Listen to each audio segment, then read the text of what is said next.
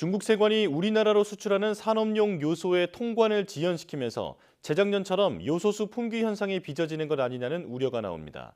정부는 중국이 자국 내 수급 때문에 일시적으로 수출을 보류한 것으로 파악하고 대체 수입국을 확보하는 등 대응책 마련에 나섰습니다. 황보혜경 기자입니다. 중국에서 산업용 요소 수출이 막힌 건 지난달 30일. 중국 세관이 수출 심사를 마친 요소 선적 단계에서 돌연 한국행을 보류한 겁니다. 다만 중국 당국이 공식적인 수출 제한에 들어간 건 아닌 것으로 확인됐습니다. 산업통상자원부는 이번 통관 지연이 중국 자국 내 요소 수급 상황을 고려한 가격 안정 조치로 파악됐다고 설명했습니다. 최근 인도에서 비료용 요소 수입이 급증하자 자국에서 요소 부족 사태가 벌어질 것을 우려해 일시적으로 수출을 멈췄다는 겁니다. 정치적인 배경은 없다는 것으로 확인을 했고요.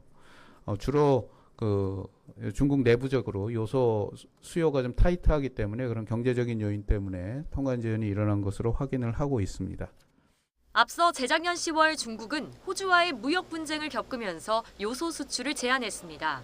우리 기업의 중국 의존도가 높은 데다 당시 재고 물량이 2주에서 4주분에 불과했던 탓에 요소수 품귀 현상으로 이어졌습니다. 지금도 우리나라의 중국 요소 의존도는 90% 수준이지만 앞으로 최소 석 달은 재고에 여유가 있는 것으로 파악됐습니다. 국내 요소수 시장 점유율의 50%를 차지하는 롯데 정밀화학 역시 베트남과 인도네시아 등에서 요소 수입이 원활하게 이뤄지고 있어 요소수 생산이나 공급에 차질이 없다고 밝혔습니다. 공급 가격이나 판매 가격도 그대로 유지하고 있다는 겁니다. 2년 전과는 상황이 다르다는 게 정부와 업계 관계자들의 공통된 설명입니다. 3개월치 이상의 비축이 되어 있고 그다음에 정부와 업계가 서로 얼라이언스, 서로 연합체를 구성하고 있고요. 저희가 그동안 발굴해 놓은 대체 수입선도 있기 때문에 과거와 같은 큰 파동은 없을 것으로.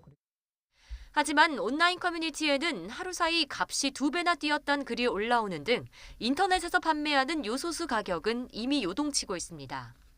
정부는 동남아와 중동 등으로 수입국을 다변화하면서 중국 세관에서 검역이 완료된 물량은 국내로 차질 없이 들여올 수 있도록 중국 정부와 긴밀히 협의한다는 방침입니다. YTN 황보혜경입니다.